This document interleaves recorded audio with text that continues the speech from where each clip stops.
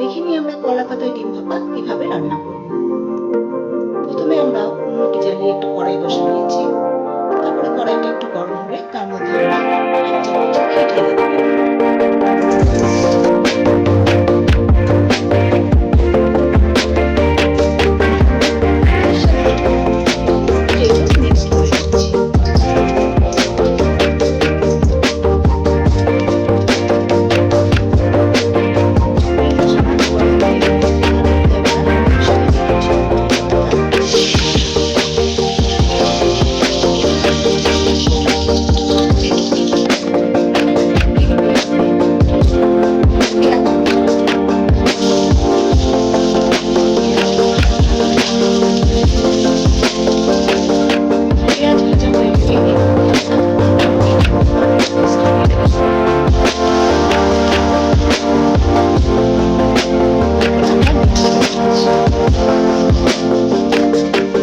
এর মধ্যে দিয়ে দিচ্ছি 1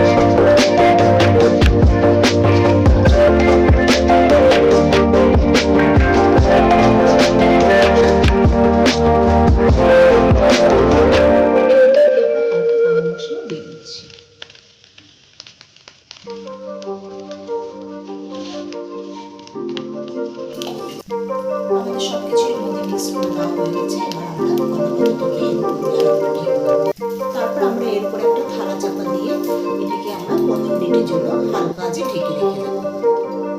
দেখতে পাচ্ছেন, এবার আমরা আবার 10 মিনিটের জন্য এটাকে উল্টে আবার ঢেকে রেখে দেব। দেখুন আমাদের রান্নাটি কমপ্লিট হয়ে গেছে, আপনারা দেখতেই পাচ্ছেন। এটিকে আমরা একটা পাত্রে নামিয়ে সার্ভ করে নেব। এখন আমাদের কলা পাতায় ডিম ভাপা পুরোপুরিভাবে রেডি হয়ে গেছে,